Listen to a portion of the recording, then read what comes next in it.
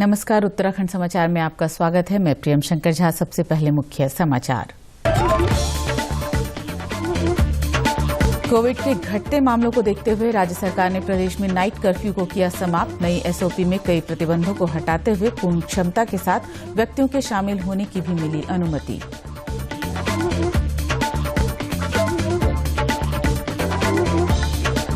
राष्ट्रव्यापी कोविड टीकाकरण अभियान के अंतर्गत अब तक 174 करोड़ 24 लाख से अधिक टीके लगाए गए। वहीं नागर विमानन मंत्रालय ने यूक्रेन और भारत के बीच उड़ानों पर लगे प्रतिबंध को हटाकर भारतीय छात्रों को दी राहत। राज्य में सरकार बनाने में महिलाओं की रहेगी अहम भूमिका। राज्य में कुल 65.37% मतदान के सापेक्ष महिलाओं का मत प्रतिशत 67.20 तो पुरुषों ने 62.60% मतदान किया। गंगा क्याक महोत्सव 2022 का शानदार शुभारंभ। 3 दिवसीय महोत्सव के पहले दिन क्याक स्प्रिंट स्पर्धाओं में खिलाड़ियों ने दिखाया दमखम। 62 प्रतिभागियों में महिला क्याकर्स भी शामिल। अब समाचार विस्तार से। कोविड संक्रमण के घटते मामलों को देखते हुए राज्य सरकार ने नाइट कर्फ्यू को समाप्त कर दिया है। इसके अलावा राज्य में सभी आंगनबाड़ी केंद्र 1 मार्च से खुलेंगे। इसके लिए अलग से एसओपी जारी की जाएगी। मुख्य सचिव डॉक्टर एस संधू की ओर से नई एसओपी जारी की गई है, जिसमें कोविड प्रोटोकॉल का पूरी तरह से पालन करने को आवश्यक बताया गया है। इसके साथ ही राज्य में स्थित खेल संस्थान, स्टेडियम एवं खेल के मैदान, खिलाड़ियों का प्रशिक्षण आदि पर कोई भी प्रतिबंध नहीं रहेगा। होटल, रेस्टोरेंट, भोजनालयों और ढाबों को अपनी क्षमता एवं कोविड प्रोटोकॉल के तहत संचालन की अनुमति दी गई है। इसके अलावा राज्य के समस्त शासकीय और निजी विद्यालय शिक्षा विभाग की ओर से जारी एसओपी के तहत पूर्व की भांति खुलेंगे। केंद्र और राज्य सरकार की निकायों की ओर से आयोजित परीक्षाओं के संचालन की अनुमति होगी। सामान्य प्रशासन विभाग उत्तराखंड शासन की ओर से समय समय पर जारी दिशा निर्देश के अनुसार राज्य के समस्त कार्यालयों में कर्मचारियों की उपस्थिति सुनिश्चित की जाएगी। स्वास्थ्य विभाग के अनुसार प्रदेश में 18 वर्ष से ऊपर के सभी पात्र नागरिकों को वैक्सीन की पहली डोज लगाई जा चुकी है, जिनकी संख्या 77,87,271 है। जबकि 18 वर्ष से ऊपर के सभी पात्र नागरिक जिनको दूसरी डोज लगाई जा चुकी है, उनकी संख्या 72,96,604 है। इसके अलावा 15 वर्ष से लेकर 17 वर्ष तक 4,49,678 को वैक्सीन की पहली डोज लगाई जा चुकी है, जबकि 1,91,549 को वैक्सीन की दूसरी डोज लगाई जा चुकी है। वहीं 3,69,154 नागरिकों को एहतियाती डोज भी लगाया जा चुका है। इस बीच प्रदेश में कोविड टीकाकरण अभियान के अंतर्गत 1,67,30,729 टीके लगाए जा चुके हैं। वहीं प्रदेश में आज कोविड के 291 मामले सामने आए हैं। हेल्थ बुलेटिन के अनुसार आज 1,085 लोग स्वस्थ हुए हैं। वहीं राज्य में आज 3 लोगों की मौत हुई है। प्रदेश में रिकवरी रेट की दर 92.93% है। सैंपल जांच के आधार पर संक्रमण दर 1.90% पहुंच गई है। राज्य में कुल एक्टिव मामलों की बात करें तो कोरोना संक्रमितों का ये आंकड़ा 3,244 पहुंच गया है। नागर विमानन मंत्रालय ने यूक्रेन और भारत के बीच उड़ानों पर लगा प्रतिबंध हटा दिया है। मंत्रालय ने कहा है कि अब से दोनों देशों के बीच चार्टर्ड, एयर बबल और सामान्य सभी तरह की उड़ानों को अनुमति दी गई है। मंत्रालय के अनुसार इंडियन एयरलाइंस से कहा गया है कि वो यात्रियों की बढ़ती मांग को देखते हुए यूक्रेन के लिए उड़ानों की संख्या बढ़ाए। इसके लिए नागर विमानन मंत्रालय और विदेश मंत्रालय मिलकर सभी जरूरी व्यवस्थाएं कर रहे हैं। राष्ट्रव्यापी कोविड टीकाकरण अभियान के अंतर्गत अब तक 174 करोड़ 24 लाख से अधिक टीके लगाए जा चुके हैं। पिछले 24 घंटे में 34,57,000 से अधिक टीके लगाए गए। कल 30,757 नए कोविड रोगियों की पुष्टि हुई। देश में फिलहाल 3,32,918 कोविड रोगियों का उपचार चल रहा है। स्वस्थ होने की दर 98.03% हो गई है। 67,538 कोविड रोगी स्वस्थ हुए हैं। देश में अब तक स्वस्थ होने वाले रोगियों की संख्या 4,19,10,000 से अधिक हो गई है। देश भर में 75,55,00,000 से अधिक कोविड जांच की गई है। कल 11,79,000 से अधिक नमूनों की जांच की गई। राज्य पुलिस ने आचार संहिता में कई अपराधियों को गिरफ्तार कर करोड़ों रुपए की शराब को जब्त किया है। ये जानकारी पुलिस महानिदेशक अशोक कुमार ने देते हुए बताया कि चुनाव में पुलिस को अलर्ट पर रखा गया था। ऐसे में चुनाव को प्रभावित करने वाले कई बड़े अपराधियों को गिरफ्तार कर जेल भेजा गया है। हमने 1203 लोगों को अवैध शराब में पकड़ा है। 61,000 लीटर से ज़्यादा शराब पकड़ी गई है। 211 लोगों को ड्रग्स में पकड़ा है। 237 लोगों को अवैध हथियारों के साथ पकड़ा है। हमने 1307 NBW का तामीला किया है। 45,000 से ज़्यादा लोगों को हमने शांति भंग की आशंका में बाउंड डाउन करवाया है। 3 करोड़ से ज़्यादा कैश पकड़ा है, पर कैश का ये जरूरी नहीं है कि वो चुनाव से संबंधित था। और कुल हमने 532 वांछित गिरफ्तार किए, 511 लोगों को गुंडा एक्ट में चालान किया और 219 लोगों पे गैंगस्टर एक्ट के अंतर्गत कार्रवाई की है। ओवरऑल जो हमारी निरोधात्मक कार्रवाई थी, 392 लोगों को निरोधात्मक गिरफ्तार किया है। इसका असर रहा है कि जो चुनाव में किसी भी रूप से हिंसा नहीं हो पाई, गुंडागर्दी नहीं हो पाई। रामनगर क्षेत्र में नशे पर प्रभावी रोकथाम के लिए एसपी क्राइम डॉक्टर जगदीश चंद्र ने कोतवाली रामनगर में जनप्रतिनिधियों और प्रभावित लोगों की एक बैठक ली। इस दौरान बैठक में नगर और ग्रामीण क्षेत्रों में नशे का कारोबार बढ़ने को लेकर चिंता जताई गई, जिस पर एसपी क्राइम ने रामनगर क्षेत्र में नशे के कारोबार को रोकने के लिए प्रभावी कदम उठाने की बात कही। उन्होंने आश्वासन दिया कि आप नशे के खिलाफ पुलिस को सूचना दें, आपकी सूचना को गोपनीय रखा जाएगा। उन्होंने पुलिस को निर्देश दिए और कहा कि नशे का कारोबार करने वालों के खिलाफ सख्त कार्रवाई अमल में लाई जाएगी। अब आम जनमानस की सहभागिता को लेकर आज कोतवाली रामनगर में इस मीटिंग का आयोजन किया गया है। इसमें आसपास के जितने प्रतिनिधिगण थे और गणमान्य व्यक्ति थे, उन्होंने प्रतिभाग किया। कई लोगों के द्वारा जो शहर की जो समस्याएं हैं, जिन जिन क्षेत्रों में ये समस्या ज़्यादा है, उसको डिस्कस किया गया। पुलिस की ओर से, पुलिस टीम की ओर के द्वारा मैंने उनको ये आश्वस्त किया है कि आने वाले समय में अभी तक जितना काम हमने चाहे एक्साइज एक्ट में किया हो, NDPS में किया हो या अन्य इस ढंग के लोगों को भेजने, गिरफ्तार करने की कार्रवाई की गई है, उसमें और अधिक हम अपनी तेज़ी लेके आएंगे। जनता से भी अपील की गई है कि वो ऐसे स्थान जहाँ पे ये ज़्यादा हो रही है उनको अवगत कराएं, उनकी गोपनीयता रखी जाएगी। हमारी एंटी ड्रग टास्क फोर्स जो जिले में है उसको और सक्रिय किया जाएगा। साथ में ही जागरूकता के जो कार्यक्रम हैं उसमें भी तेजी लाई जाएगी। उत्तराखंड में 14 फरवरी को हुए विधानसभा चुनाव के मतदान में पुरुषों से अधिक महिलाओं की भागीदारी रही। चुनाव में महिलाओं ने मतदान करने में काफी उत्साह दिखाया। आइए देखते हैं प्रदेश के अलग अलग जिलों में मातृशक्ति ने मतदान करने में किस तरह का उत्साह दिखाया।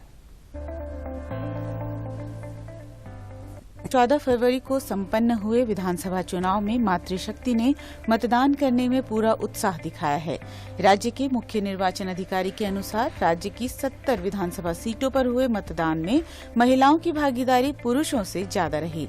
आंकड़ों के अनुसार राज्य में कुल 65.37% मतदान हुआ, जिसमें महिलाओं ने 67.20% मतदान किया, जबकि पुरुषों ने 62.60% मतदान किया।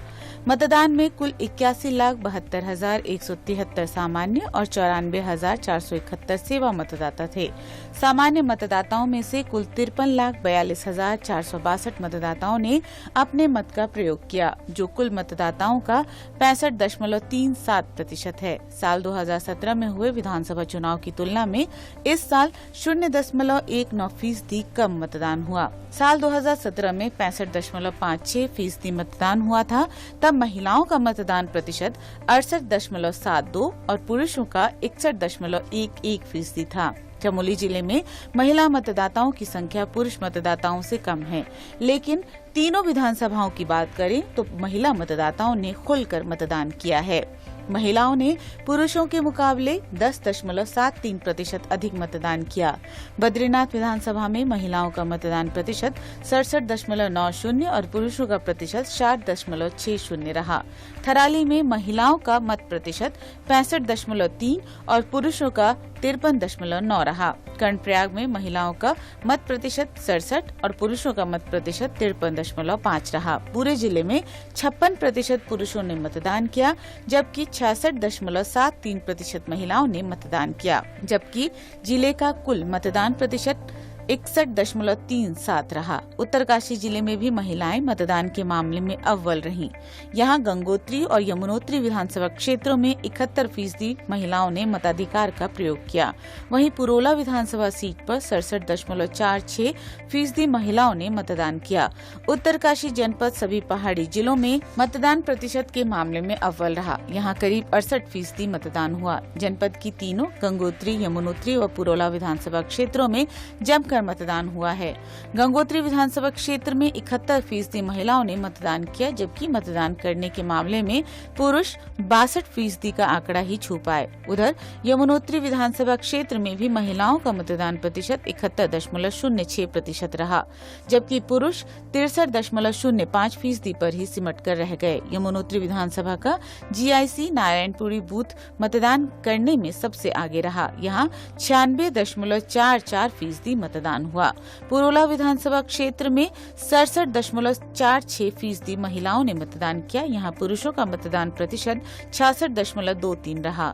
विधानसभा चुनाव में जिले में कुल मतदान 62.13% मतदान हुआ, जिसमें केदारनाथ विधानसभा क्षेत्र में 65.03 और रुद्रप्रयाग में 59.24% रहा। जिले में इस बार भी मतदान में महिलाएं अव्वल रहीं। दोनों विधानसभा के 80% बूथों पर महिला मतदाताओं ने अपनी बढ़त बनाए रखी। जिले में सबसे अधिक केदारनाथ विधानसभा के 84 पोलिंग बूथ पर 91.75 और सबसे कम चिलौन बूथ पर 0.43% यानी 1 वोट का कम मतदान हुआ। जिले में सबसे अधिक केदारनाथ विधानसभा के 84 पोलिंग बूथ पर 91.75 और सबसे कम चिलौन बूथ पर 0.43% यानी कि 1 वोट का मतदान हुआ। लगभग 2.5 लाख की आबादी वाले रुद्रप्रयाग जिले में 52% आधी आबादी है। इस विधानसभा चुनाव में भी महिला मतदाताओं की संख्या पुरुष मतदाताओं के सापेक्ष अधिक है। जिले में कुल 1,93,504 मतदाता थे, जिसमें 1,19,832 मतदाताओं ने अपने मताधिकार का प्रयोग किया, जो कुल मतदान का 62.13% रहा। इस विधानसभा चुनाव में दोनों विधानसभा सीटों पर महिला मतदाताओं ने पुरुष मतदाताओं को मतदान में काफी पीछे छोड़ दिया।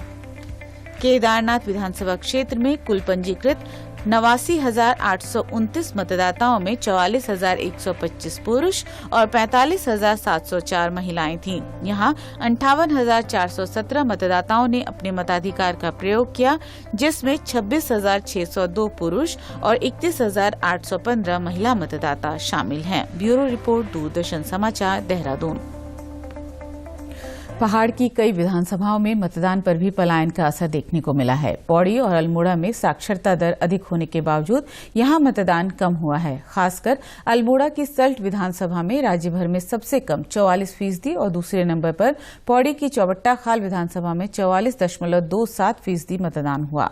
हालांकि इसकी एक अन्य वजह सर्द मौसम को भी बताया जा रहा है। वहीं जानकारों की माने तो पौड़ी और अल्मोड़ा 2 ऐसे जिले हैं जो सबसे अधिक पलायन प्रभावित हैं। हालांकि कोविड के दौरान कई लोग गांव वापस लौटे, लेकिन समझा जा रहा है कि मतदान से पहले ये लोग नौकरी के लिए अन्य जनपद और प्रदेश से बाहर चले गए।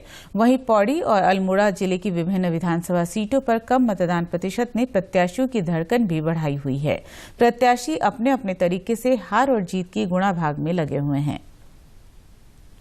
राज्यपाल गुरमीत सिंह ने आज सिकंदराबाद तेलंगाना स्थित कॉलेज ऑफ डिफेंस मैनेजमेंट संस्थान में प्रशिक्षण ले रहे रक्षा सेवा के अधिकारियों को संबोधित किया। इस दौरान उन्होंने कहा कि कॉलेज ऑफ डिफेंस मैनेजमेंट भारतीय सशस्त्र सेनाओं के अधिकारियों में उच्च प्रबंधन कौशल और नेतृत्व क्षमता विकसित करने की अहम जिम्मेदारी निभा रहा है। उन्होंने कहा कि सैन्य अधिकारियों को उच्च स्तरीय प्रबंधन कौशलों में पारंगत होना आवश्यक है। उनमें प्रभावी निर्णय क्षमता होनी भी जरूरी है। उन्होंने कहा कि सैन्य अधिकारी सेवानिवृत्ति के बाद भी राष्ट्र निर्माण और समाज की सेवा में रचनात्मक योगदान देते हैं। राज्यपाल ने कहा कि ये गौरव का विषय है कि वर्तमान में सैन्य भूमि उत्तराखंड उनकी कर्म भूमि है। राज्य के हर परिवार से एक व्यक्ति देश की रक्षा में तैनात है। ये देश ही नहीं, विश्व के लिए एक उदाहरण है कि किस प्रकार उत्तराखंड में सैन्य परंपराएं पीढ़ी दर पीढ़ी विरासत में चलती हैं। राज्यपाल ने कहा कि अब राज्य में बेटियों को भी सैनिक सेवाओं हेतु प्रोत्साहित किया जा रहा है। स्मार्ट सिटी के मुख्य कार्याधिकारी डॉक्टर आर राजेश कुमार ने आज देहरादून की ईसी रोड में निर्माणाधीन सड़कों का निरीक्षण किया। इस दौरान उन्होंने स्मार्ट सिटी लिमिटेड के कार्यों की धीमी प्रगति पर नाराजगी जताई। उन्होंने श्रमिक बढ़ाने के साथ ही रात्रि में भी कार्य करने के निर्देश दिए। उन्होंने कहा कि मुख्य मार्ग जहां दिन में ट्रैफिक अधिक रहता है, ऐसे मार्गों पर रात्रि में ही कार्य तेजी के साथ संपन्न कराया जाए। इसके साथ ही संबंधित कार्यदायी संस्थाओं के अधिकारियों को मौके पर जाकर कार्यों की प्रगति की समीक्षा करने के भी निर्देश दिए। बद्रीनाथ राष्ट्रीय राजमार्ग और चमोली जिले में आपातकालीन परिस्थितियों में त्वरित सहायता के उद्देश्य से पुलिस द्वारा आज 4 हाईवे पेट्रोल वाहनों को हरी झंडी दिखाकर रवाना किया गया। चमोली जिले की एसपी श्वेता चौबे ने बताया कि कम समय में बेहतर सुरक्षा व्यवस्था उपलब्ध कराना और अपराधों के घटित होने की स्थिति में पुलिस के स्तर से त्वरित प्रभावी कार्यवाही करना इसका उद्देश्य है। उन्होंने कहा कि ये सुविधा जिले में 24 घंटे उपलब्ध रहेगी। यात्रा सीजन के परिप्रेक्ष्य में इन वाहनों को राष्ट्रीय राजमार्गों पर केंद्रित किया गया है, जिससे यात्रियों को सुगम यातायात उपलब्ध हो सके। महोदय के प्रयासों से हमें जो है 4 स्कॉर्पियो वाहन जो है हाईवे पेट्रोल यूनिट और हाईवे ट्रैफिक पेट्रोल यूनिट के नाम पे जो है प्राप्त हुए चमोली जनपद को। हमने अपराधों पे नियंत्रण जो राष्ट्रीय राजमार्ग या हमारे जो राजमार्ग है उनमें और दुर्घटनाओं से जो ऐसे क्षेत्र हैं जहां दुर्घटना संभावित क्षेत्र हैं वहां पे और ट्रैफिक के परिप्रेक्ष्य में जो यात्री हैं उनको एक सुगम यातायात व्यवस्था प्रोवाइड करने के लिए इन पेट्रोल यूनिट्स को आज यहां पुलिस लाइन से रवाना किया है। हमने अलग अलग जो है क्षेत्र बांट दिए हैं जिन क्षेत्रों में जिन राजमार्गों में ये चलेंगी।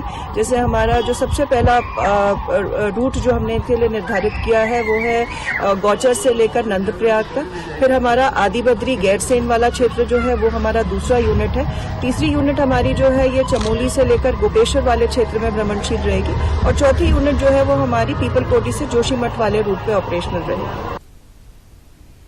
द एडवेंचर स्पोर्ट्स सोसाइटी और उत्तराखंड पर्यटन विकास परिषद के सहयोग से गंगा क्याक महोत्सव 2022 का गंगा के गोल्फ कोर्स रैपिड में शानदार आगाज हुआ। 3 दिवसीय महोत्सव के पहले दिन क्याक स्प्रिंट स्पर्धाओं में खिलाड़ियों ने अपना दमखम दिखाया। लक्ष्मण झूला नीलकंठ मार्ग स्थित फूलचट्टी घाट पर गंगा क्याक महोत्सव का शुभारंभ कर्नल अश्विनी पुंडीर ने क्याकर्स को हरी झंडी दिखाकर किया। इस मौके पर उन्होंने कहा कि पर्यटन उत्तराखंड की आर्थिकी की रीढ़ है। बड़ी संख्या में युवा पर्यटन उद्योग से जुड़कर देश विदेश में नाम कमा रहे हैं। इसी कड़ी में गंगा क्याक महोत्सव एक अलग पहचान बना चुका है। इस तरह के आयोजन प्रदेश में पर्यटन को बढ़ावा देने का काम कर रहे हैं। द एडवेंचर स्पोर्ट्स सोसाइटी के अध्यक्ष भीम सिंह चौहान ने कहा कि 19 फरवरी तक चलने वाले महोत्सव में स्प्रिंट, प्रोफेशनल सलालम, मास बोटर क्रॉस व बोटर क्रॉस स्पर्धाएं आयोजित की जाएंगी। गंगा क्याक महोत्सव में इस बार 62 क्याकर्स शिरकत कर रहे हैं। पहले दिन क्याकिंग की व्यक्तिगत क्याक स्प्रिंट स्पर्धाएं हुई। देश भर से पहुंचे क्याकर्स ने गंगा की लहरों पर जूझते हुए दमखम दिखाया। रंग बिरंगी क्याक और स्पर्धा देखने के लिए बड़ी संख्या में पर्यटक भी मौजूद रहे। राज्य में विधानसभा चुनाव के समापन के साथ ही अब सत्तारूढ़ भाजपा और कांग्रेस आमने सामने नजर आ रही है। जहां एक तरफ कांग्रेस के वरिष्ठ नेता हरीश रावत अपने को मुख्यमंत्री का चेहरा घोषित करने में लगे हुए हैं, तो वहीं दूसरी ओर भाजपा के विधायक अपने ही प्रदेश अध्यक्ष पर पक्षपात का आरोप लगा रहे हैं। कांग्रेस संगठन महासचिव मथुरा दत्त जोशी ने भाजपा पर निशाना साधते हुए कहा कि जिनके अपने ही विधायक अपने ही प्रदेश अध्यक्ष को कटघरे में खड़ा कर रहे हैं, वो पार्टी दूसरों के ऊपर आरोप कैसे लगा रही है। उन्होंने हरीश रावत के हाल ही में दिए गए बयान को लेकर तस्वीर साफ करते हुए कहा कि हरीश रावत पार्टी के वरिष्ठ नेता हैं और उन्हें अपना पक्ष रखने का पूरा अधिकार है। देखिए, मुंगेरी लाल के हसीन सपने तो भाजपा देख रही है। क्या स्थिति भाजपा की हो रही है ये आप देख लीजिए।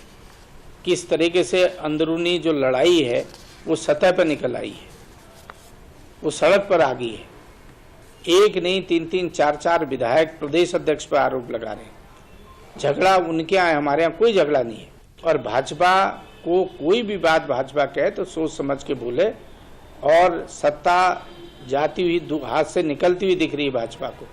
जिनके विधायक स्वयं आरोप लगा रहे हैं कि प्रदेश अध्यक्ष ने विधायकों को हराने का काम किया, उससे ज्यादा स्पष्ट और क्या हो सकता है कि किस पार्टी में झगड़ा है, किसके अंदर झगड़ा है, ये सब सामने दिख रहा है। वहीं मतदान के बाद भाजपा भी आगे की रणनीति बनाने में जुट गई है। हल्द्वानी में आज भाजपा के प्रदेश महामंत्री सुरेश भट्ट ने कार्यकर्ताओं और पदाधिकारियों की बैठक ली। प्रदेश महामंत्री सुरेश भट्ट के अनुसार विधानसभा चुनाव में कार्यकर्ताओं को दिए गए दिशा निर्देश के आधार पर फीडबैक लिया जा रहा है। उन्होंने कहा कि उत्तराखंड में भाजपा को कोई नुकसान नहीं हुआ है। भाजपा उत्तराखंड में दोबारा सरकार बनाने जा रही है। सरकार जैसी कोई ऐसी बात भी नहीं है। स्वाभाविक है, मैंने कहा कि जब इतनी बड़ी पार्टी जब चुनाव लड़ती है तो किसी के मन में कोई बातें रहती है। तात्कालिक किसी बात को लेकर के उन्होंने उसमें रिएक्शन किया है और नुकसान भारतीय जनता पार्टी का कोई नहीं है। भारतीय जनता पार्टी कंफर्टेबली, ये तो अब 10 को पता लगेगा, लेकिन उनका सरकार हम बना रहे हैं। इसी के साथ समाचार समाप्त हुए। नमस्कार।